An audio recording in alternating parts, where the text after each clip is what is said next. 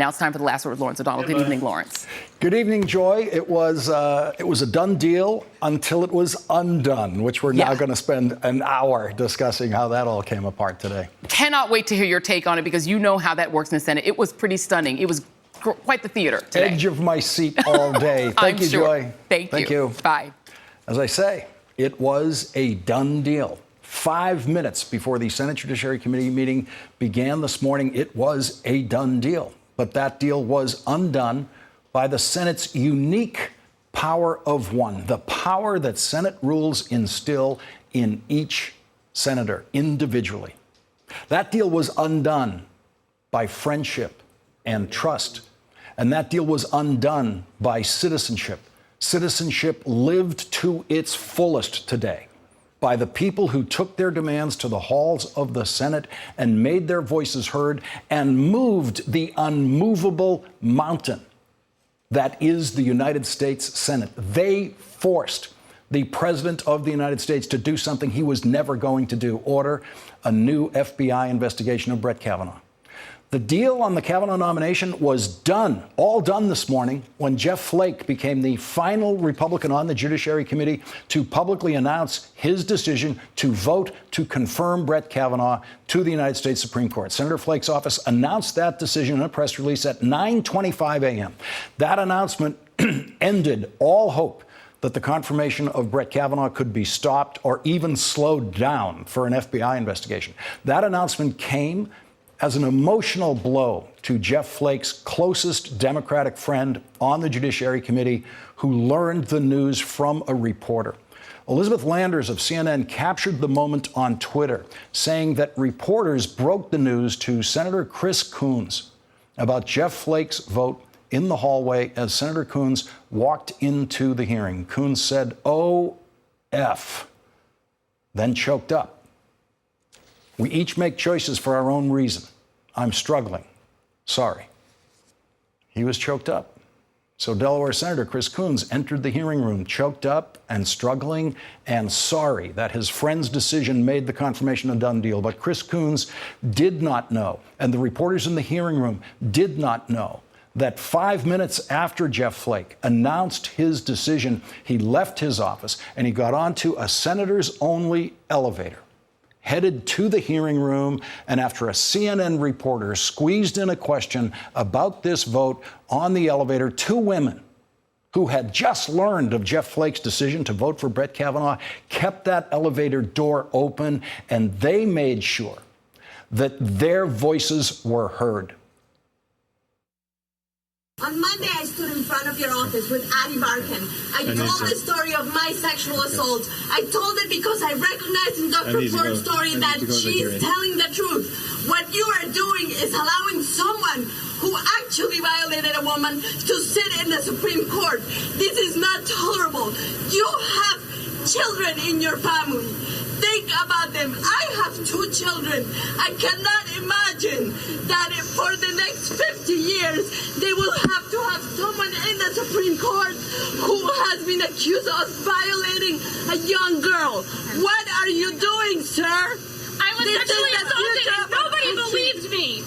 I didn't tell anyone, and you're telling all women that they don't matter, that they should just stay quiet, because if they tell you what happened to them, you're going to ignore them. That's what happened to me, and that's what you're telling all women in America, that they don't matter. They should just keep it to themselves, because if they have told the truth, they're just going to help that man to power anyway. That's what you're telling all of these women. That's what you're telling me right now. Look at me when I'm talking to you. You're telling me that my assault doesn't matter, that what happened to me doesn't matter, and that you're going to let people who do these things into power. That's what you're telling me when you vote for him. Don't look away from me. Look at me and tell me that it doesn't matter what happened to me, that you'll let people like that go into the highest court of the land and tell everyone what they can do to their bodies. The first voice you heard there is Anna Maria Archila. She said tonight that she believed Jeff Flake wanted those elevator doors to close and wanted to get away from them, and I am sure that he did, as every senator would want those elevator doors to close so that the senator could escape. But she also said that she could see that they were getting through to Jeff Flake. That Jeff Flake was moved. And not every senator would be moved by what you just saw. The second voice you heard is Maria Gallagher. Maria's 23 years old. She never discussed her sexual assault before yelling directly to Jeff Flake about it this morning. Her mother learned about it watching Maria Gallagher say that on live TV. That encounter at the elevator was as hard as it looked for everyone involved, for Jeff Flake, for the two women on Jeff Flake's staff in that elevator with him, and most especially for the two women who were pleading with the United States Senator to change his mind. They knew that he had already decided to vote for Brett Kavanaugh, but they did not give up. And in that moment, they became the two most important lobbyists in Washington today. Maria Gallagher and Anna Maria Archila put their bodies in front of the moving train that was the Kavanaugh nomination this morning, and the miracle happened. The train stopped. Jeff Flake took his seat in the hearing room, and we now know that he did something that senators in the middle of a partisan battle almost never do. You could work for years and years in the United States Senate and never see this happen, but we saw Jeff Flake do it this morning. He listened. You never know when a senator is really listening because they're almost always pretending to listen. We didn't know Jeff Flake was really listening in that elevator, but the women looking into his eyes knew. And we didn't know Jeff Flake was listening in that hearing room, but we do now. And thanks to the experienced camera operators in that Senate hearing room today who knew that Jeff Flake was the key vote, one camera stayed isolated on Jeff Flake when he was not speaking. And they never do that with the cameras, but they did today. When we were watching this play out live on television, that wasn't the camera that you saw. That's not what we were watching. We were watching the normal shot of the camera on the person who is speaking. But we have the video now of Jeff Flake listening when Senator Chris Coons was speaking. And so we can now watch something that we know was real. We can watch Senator Jeff Flake listening. And now we know that Jeff Flake listening was the most important thing that happened in that room today. When Senator Chris Coons made his final plea to the committee, he actually felt that it was hopeless when he was saying it. But in the Senate, you never know when someone is really listening. The professionals in the Senate always keep an eye, or both eyes, on the reaction of the undecided senators, or an undecided senator, if there is one, a wavering senator. So let's now watch what happened in the committee this morning the way the professionals do. This is not the way you've ever watched this before. Let's watch today's history in the Senate being made in Jeff Flake's mind as he listens and thinks about and is moved by what his friend Chris Coons is actually saying. I know since the day that my Democratic colleagues and I learned of these allegations, we've had one consistent request: to allow the FBI to investigate them in a nonpartisan, professional, even-handed manner and deliver their findings to us so that we could reach a conclusion. To my colleagues across the aisle, you know me. You know I try to be fair to nominees that come before us, and I respect this process and the humanity of those, even those with whom I passionately disagree. If I were convinced this were nothing more than a partisan hit job designed to take down a good man and hold a position vacant past the election, I would not stand for it. An investigation would be helpful because Dr. Ford's recollection shared with us so powerfully yesterday of her assault were searing but incomplete. Dr. Ford testified credibly about painful memories she's carried with her to this day. The feeling of a hand clasped over her mouth and her not being able to breathe. We'll never get to it. The sound of laughter while she was pinned on a bed. The weight of a body on top of hers groping her and the feeling of relief fleeing the house.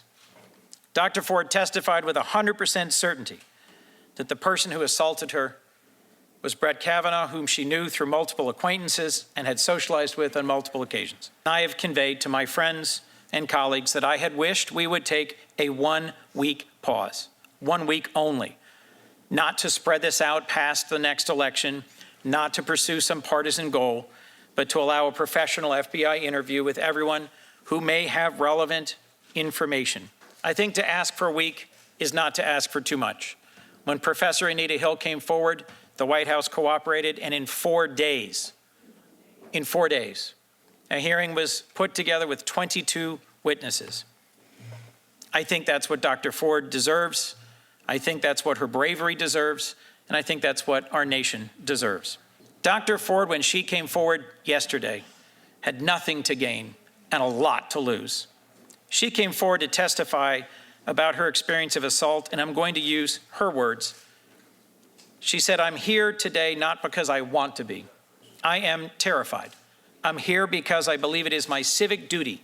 It is my hope that my colleagues, those who have not yet decided or declared their decision, will still join in a request to allow the FBI to do its important work and for this committee to allow itself the time to get to the bottom of the remaining allegations.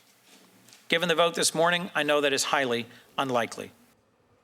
No one in that room knew what Jeff Flake had just been through on that elevator.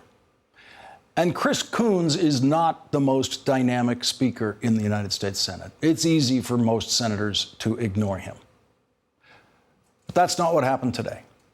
Moments after Chris Coons finished speaking, Senator Flake was offered his turn to speak. And he declined to say a word right there, that moment. That was very surprising. He declined to say a word. Everyone expected to hear Jeff Flake announce his reasoning for his vote in favor of confirmation, but instead he passed his speaking opportunity on to the next Republican senator and then got up and walked across the room in what appeared to be an oddly timed, maybe trip to the restroom. That's what they do usually when they're walking across the room. That's usually what's happening. But that walk across the room today became the most dramatic physical movement in the Senate since Jeff Flake's former Arizona colleague, John McCain, walked onto the Senate floor and voted against his party's attempt to repeal the Affordable Care Act. There was nothing dramatic about Jeff Flake's movement across the room until he signaled Chris Coons that it was time to talk. And then they went into that conference room that adjoins the hearing room. It's a large conference room, big enough for more than one private conversation. Every Republican on the committee was instantly worried when they saw Jeff Flake disappear with Chris Coons. For 15 minutes, we watched while Chuck Grassley and Orrin Hatch and Lindsey Graham looked increasingly grim after sounding overwhelmingly confident. Just minutes ago, 15 minutes went by after Chuck Grassley said they were going to vote. And there was no vote. Jeff Flake needed someone to talk to on the Democratic side of the committee this morning. And luckily, Chris Coons is very, very good at the Senate's oldest and sometimes most important skill, bipartisan friendship. Chris Coons and Jeff Flake have spent time together on Senate trips that allows them to see each other as human beings and builds trust. That's what they needed in that room together today, trust. That's what Senate promises are based on. Chuck Grassley scheduled the vote for 1:30 p.m. today, and as soon as we got to 1:31 p.m. today, it was clear that the vote was in trouble because all of the senators were present, either in the hearing room or in the conference room adjacent to the room, and Chuck Grassley was not calling the vote because Chuck Grassley did not know what Jeff Flake was going to do. Now, when a strong, tough senator wants something in a committee and has the deciding vote in that committee, that senator usually withholds his or her vote until he or she gets exactly what they want. But that's not Jeff Flake. And so Jeff Flake decided to do this his way. I have been speaking with a number of people on the other side. We've had conversations ongoing for a while with regard to making sure that we do due diligence here. And I think it would be proper to delay the floor vote for up to, but not more than 1 week, in order to let the FBI continue to do an investigation limited in time and scope to the current allegations that are there, and limited in time to no more than 1 week. And I will vote to advance the bill to the floor with that understanding. And so tonight, the train has stopped, and the FBI is investigating Brett Kavanaugh again. After Jeff Flake and the rest of the Republicans on the committee voted to send Brett Kavanaugh's nomination to the Senate floor, Jeff Flake created a mini Republican stampede for an FBI investigation. Senator Susan Collins and Lisa Murkowski quickly tweeted that they, too, wanted an FBI investigation. Then Mitch McConnell knew the deal was completely undone. And not long after that, the president, who has the unique power to do so, ordered the FBI investigation. When Chris Coons left the hearing room today, he got a bit emotional, talking about what his friend, Jeff Flake, did today. He and I do not share a lot of political views, but we share a deep concern.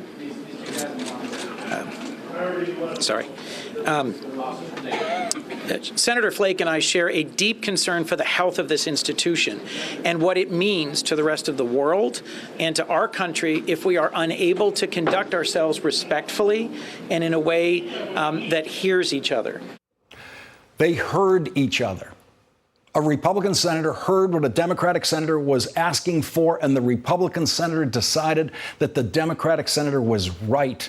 And so in a place that disappoints everyone much more than it pleases someone, the United States Senate, in that place, we saw something that we rarely see. We saw a victory for decency today. It might be a small victory, it might be a temporary victory, but the professionals in the United States Senate take their victories when and where they can get them. They take any size victory they can. And when it happens, they say thank you. Jeff Flake is a true conservative. So he is going to disappoint liberals again, but not today. Jeff Flake didn't do everything that Kavanaugh opponents wanted today. He didn't vote against the nomination in the committee, but he did something important. And every Democratic senator who got within a handshake of Jeff Flake after what he did today in the Judiciary Committee said thank you to Jeff Flake. And what we heard Jeff Flake say to those women who stopped him on that elevator and forced him to think about what he was doing, what we heard Jeff Flake say to them after being forced to look them in the eye was thank you. After a break, we'll be joined by Maria Teresa Kumar and our Senate staff experts, Lisa Graves and Adam Johnson.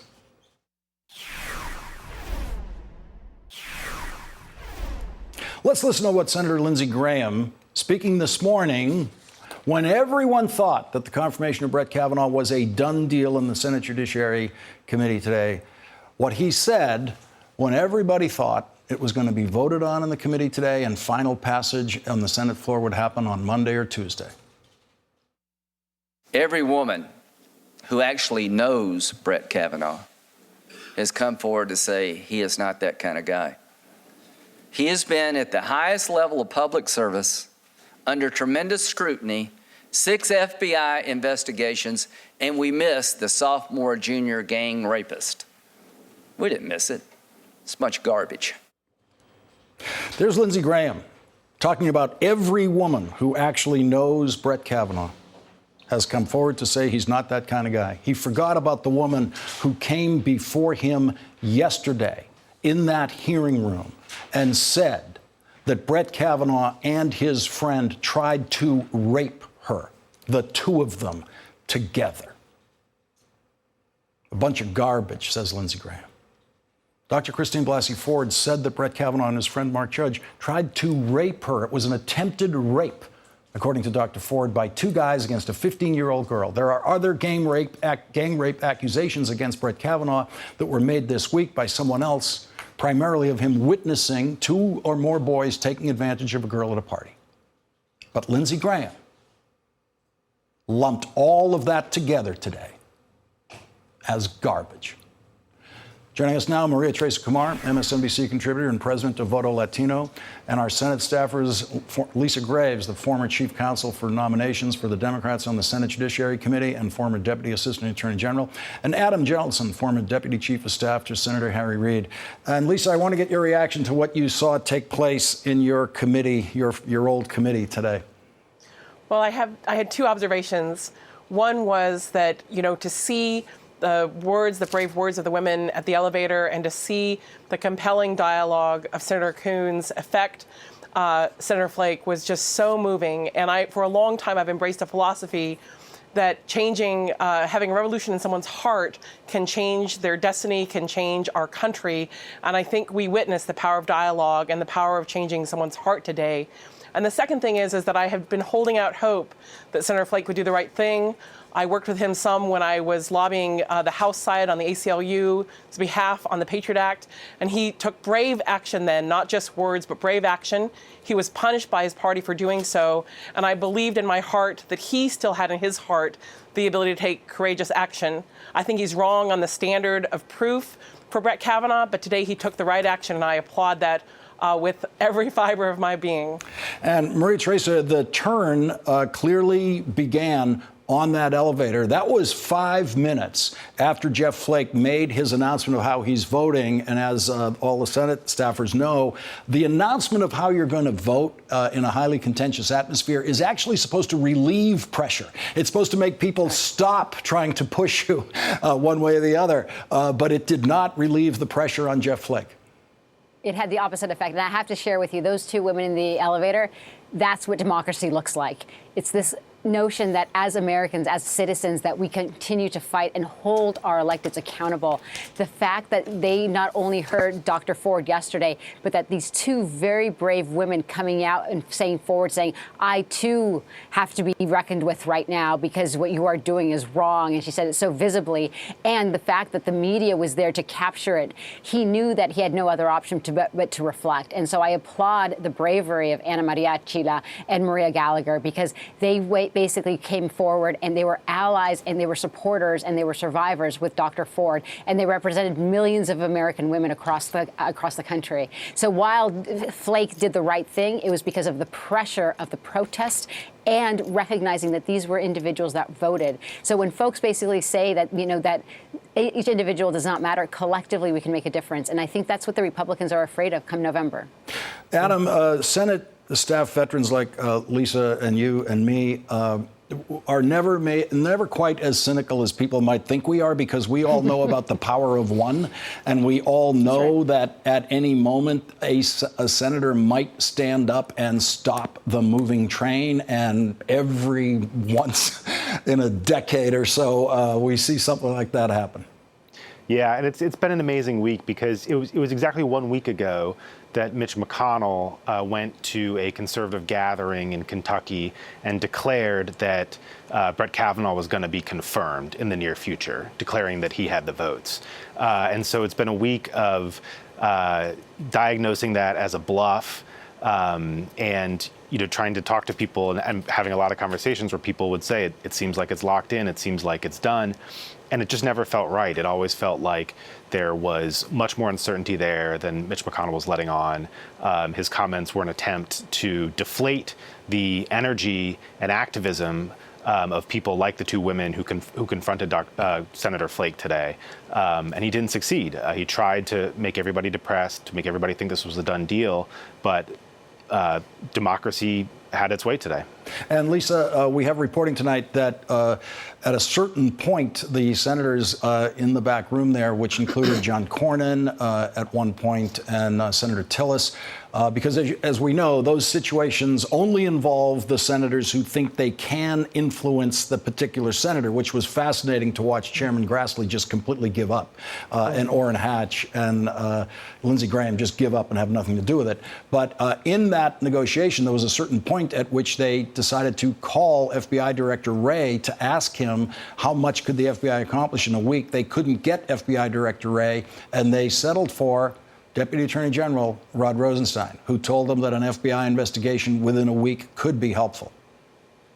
I think that was a remarkable development, and I think that what you saw there was a tremendous effort to try to have some justice in this case.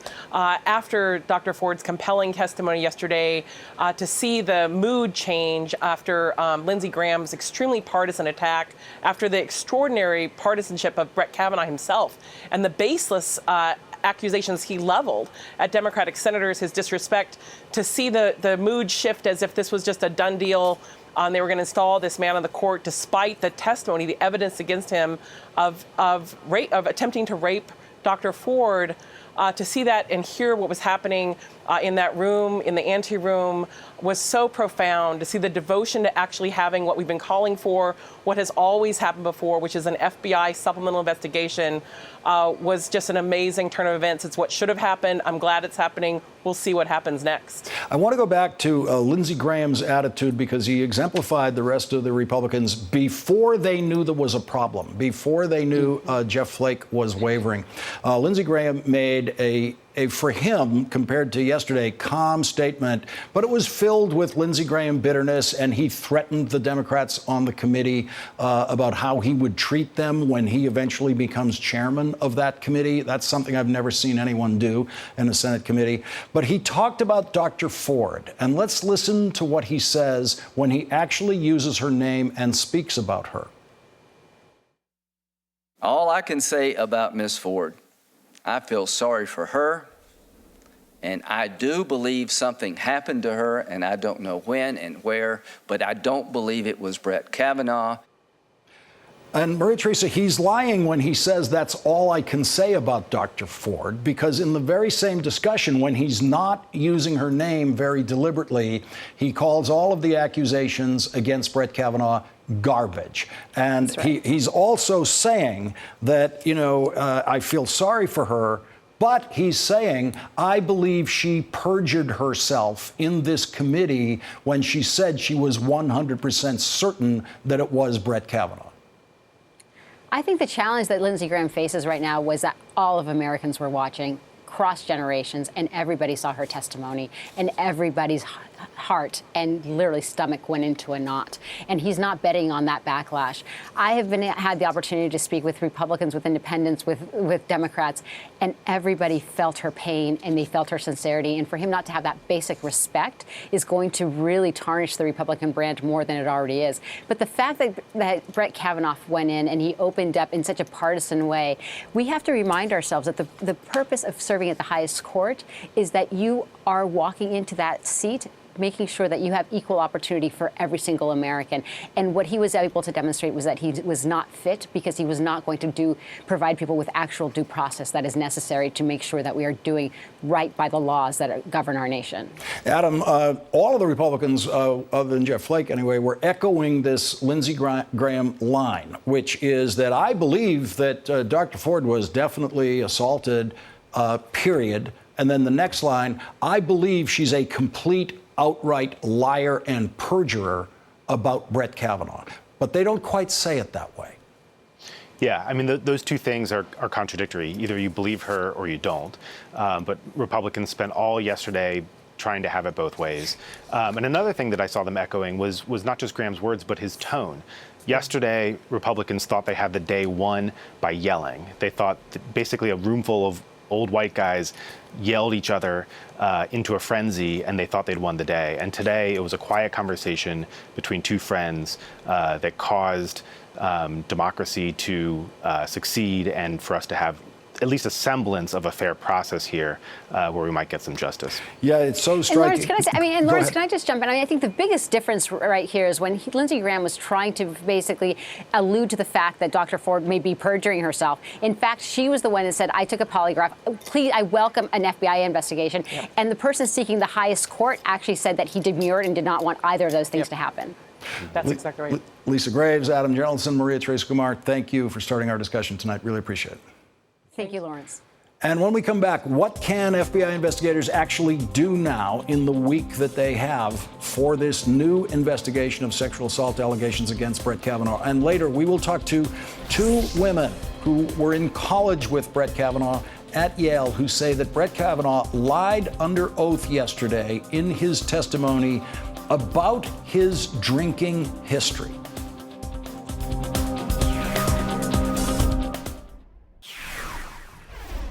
Here's what Senator Jeff Flake says he expects from the new FBI investigation of Brett Kavanaugh. Well, obviously, that includes the Ford allegations. And so to interview people there, and also, I'm sure, the New Yorker piece, the Ramirez allegations.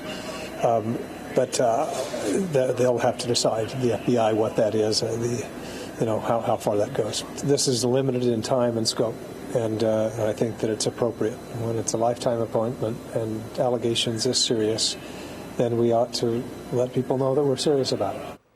A lawyer for Brett Kavanaugh's high school friend Mark Judge, who Dr. Ford says joined in the alleged sexual assault, said today, if the FBI or any law enforcement agency requests Mr. Judge's cooperation, he will answer any and all questions posed to him. A lawyer for P.J. Smith, who Dr. Ford named as being at the party, the gathering that is, when this happened, said his client is, quote, happy to cooperate fully with this FBI investigation. The new investigation will not be able to get search warrants, for example, or issue subpoenas like a criminal investigation, but the Washington Post reports if investigators uncover evidence that Kavanaugh lied to lawmakers during hearings or on his background check forms, that could spark a criminal investigation in which law enforcement could use the full extent of its legal powers.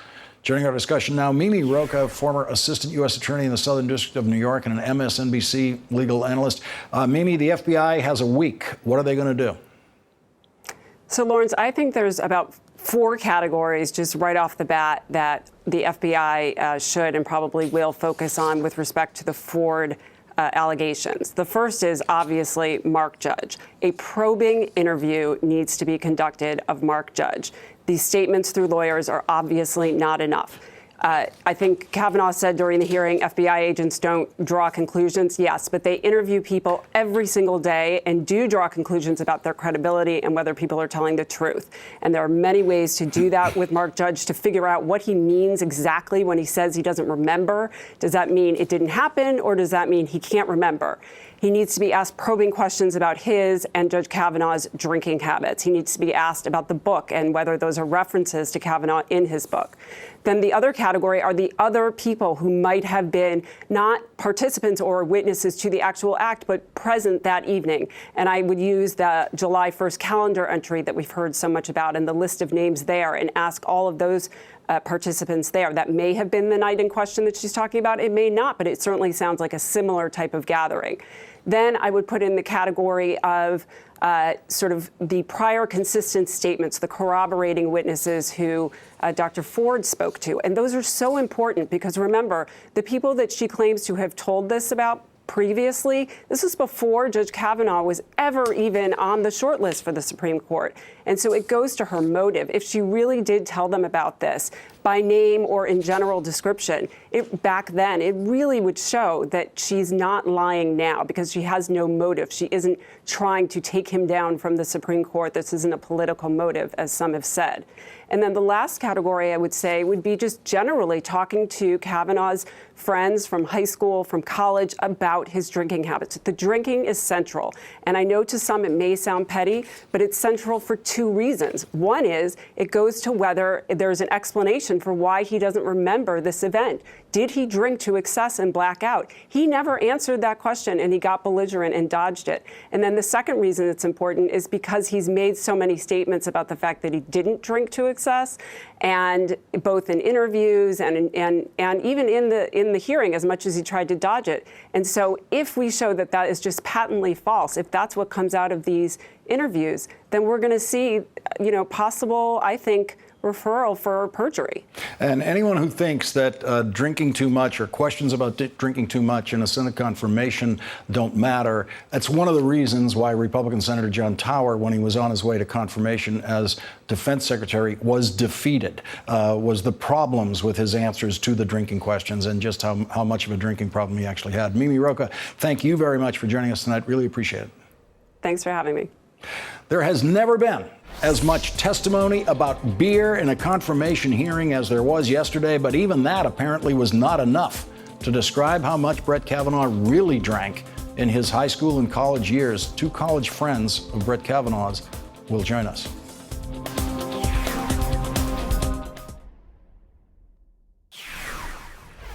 Yesterday, we heard Brett Kavanaugh deal with questions about just how drunk he got when he was in high school and college. Have you ever passed out from drinking? Passed out would be no, but I've gone to sleep, but I've never blacked out. You said you never had gaps in memories, never had any losses whatsoever, never had foggy recollection about what happened. Is that correct, sir? Yes or no? That's what I said. So you're saying there's never been a case where you drank so much that you didn't remember what happened the night before or part of what happened? You're asking about, blackout. I don't know. Have you? But some people who knew Brett Kavanaugh during his college years at Yale are coming forward to say that his testimony was not true. Kit Winter moved into Kavanaugh's dorm room at Yale during his freshman year.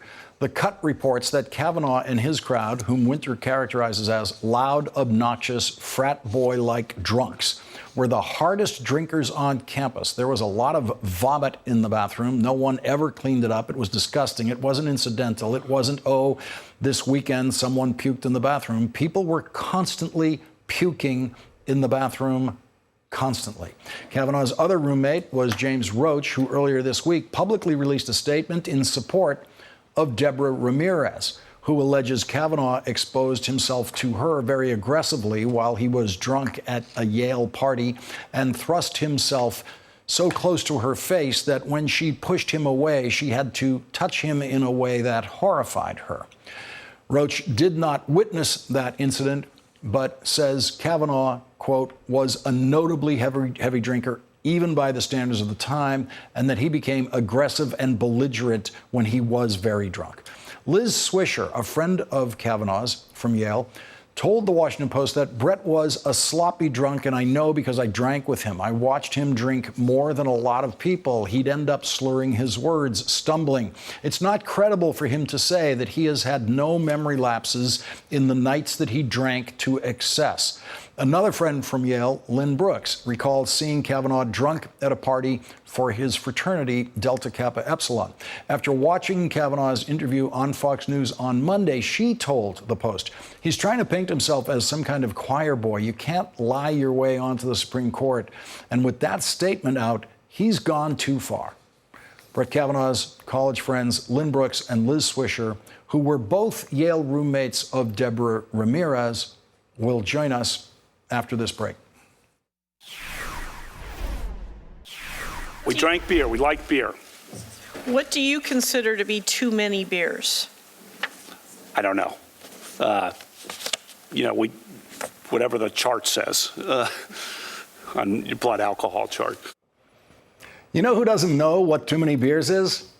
Someone who drinks too many beers. Joining our discussion now, Liz Swisher and Lynn Brooks. Both were friends of Kavanaugh's in college and roommates with Deborah Ramirez, who has accused Brett Kavanaugh of sexual aggressiveness, I guess we could call it. Liz Swisher, your reaction to what you heard Brett Kavanaugh say under oath about his drinking? I was appalled. He was clearly lying, and it was incredibly disturbing to see somebody perjuring themselves who's in line to be a Supreme Court justice. And Lynn Brooks, your reaction to what you heard? I agree. The reason that I decided to speak out was when he gave the Fox News interview, and as I said in the Washington Post, tried to paint himself as a choir boy, where all he did was study and play sports, and every once in a while he would have a beer, and that's simply not consistent with the Brett Kavanaugh that I knew in college. I mean, Liz, he could have testified that, I drank, I got drunk a lot. I don't do anything like that now. That was my, teenage years and my college years. And then gone back to his, I think, good talking point that, look, I did all my homework. I got all my work done. So how bad could it be? But he seemed to try to do everything he could to minimize the drinking. Right. That's what was surprising to me, is that I drank too much in college. I think a lot of kids drink too much in college. But if you're able to get your work done and you move on with your life and you don't drink as much, but we all drank a fair amount and we made some stupid choices. That would have been totally fine. If he had said that, I wouldn't be here today. And Lynn, let's talk about Deborah Ramirez. You both were roommates and friendly with Deborah Ramirez, and her story of Brett Kavanaugh being really incoherently drunk and dropping his pants and aggressively thrusting himself in her face, and she had to push him away and touch him in a way that disgusted her. What was your reaction to that story? Well, I did not witness any of that kind of behavior. I didn't witness that specific incident, and nor did I witness Brett doing that at any of the parties that I was with at him. I do believe Debbie Ramirez's account. She is not someone that would come forward and lie, but that's not behavior that I witnessed from Brett Kavanaugh. And Liz, what was your reaction to Debbie Ramirez's story? Yeah, well, that was very upsetting because I do believe Debbie. She's a very honest, she was an innocent person. But I was not able to corroborate that because, again, I wasn't there. But men rarely do those types of things when other girls are around. And Lynn, the Debbie Ramirez accusation is something that presumably the FBI will take a look at this week. Do you suppose they'll be able to find anyone who might be a witness to that? Well, she does recall people in the room, and there were certainly people that were referenced in the New Yorker article. Although their names weren't given, I could certainly determine who they were, and hopefully they will speak truthfully to the FBI. And Liz, you see a college friend of yours on his way to possibly a big job, as big a job as you can get, really, and he starts having to talk about his drinking publicly, and he understates it. Why wasn't that something you could just let slide? Because that was blurring the difference between truth and falsehood. And for somebody who is a federal judge and in line potentially to be in the highest court in our country, there can be no blurring of truth and falsehood. There can be no alternative facts. We need somebody who stands by truth and justice. And Lynn, certainly there are dozens of other Yale people who certainly saw the same thing you did at the same parties. They're not coming forward. What made you decide that you couldn't just sit back when you heard Brett Kavanaugh say these things? Well, I tend to agree with Liz that it's really important for people that feel that there's a need for truth in today's dialogue to come forward and speak out. Our judicial system is based on the foundation of truth.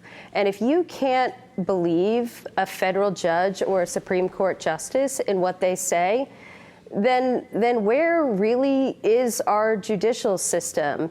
And that's why I got angry when I saw how Brett characterized himself in the Fox News interview, because it is not consistent, it is not truthful, and there is not a separate reality of alternative facts. People need to speak truth to power. And the FBI is going to be investigating now, and because his testimony about how much he drank is now relevant, the FBI might and probably will want to talk to you. Liz, are you prepared to talk to the FBI, knowing that anything that you say that's not true to the FBI could be considered a federal crime? Of course. I will speak truth. And Lynn? Absolutely, 100%. I'm very confident in what I've been saying publicly. Lynn Brooks, Liz Swisher, thank you both very much for joining us tonight. Really appreciate it. Thank you, Lawrence. Tonight's last word is next. Time for tonight's last word. Oh, Lindsey was furious about what he was seeing, and he had this message for his fellow lawmakers. To my Republican colleagues, if you can ignore everything in this record, look at an allegation that's 35 years old, that's uncertain in time, place, date, and no corroboration, if that's enough for you, God help us all as Republicans, because this happens to us. It never happens to them. But let me tell you, my Democratic friends, if this is the new norm, you better watch out for your nominees. Yeah, Democrats. If you're not careful, pretty soon there will be no accused sex offenders in the government. Do you really want that? Is that what we want? Stephen Colbert gets tonight's last word. Hey everyone, it's MSNBC's Chris Hayes. Thanks for listening. Now, I want to invite you to talk to us. What do you love about your favorite podcasts from MSNBC and NBC News? What can we do better? We want to hear from you. Text podcast to 66866, and we'll text you a link to a short survey so you can tell us what you think. Again, text the word podcast to 66866. Standard text messaging rates apply. We're always striving to do better, and your opinion really helps. Looking forward to hearing from you. Scams, sex, even murder. Committed for money. I'm Stacy Keach, the voice of CNBC's crime series American Greed. Subscribe to the American Greed podcast. Shocking cases, all true. Some people will do anything for money.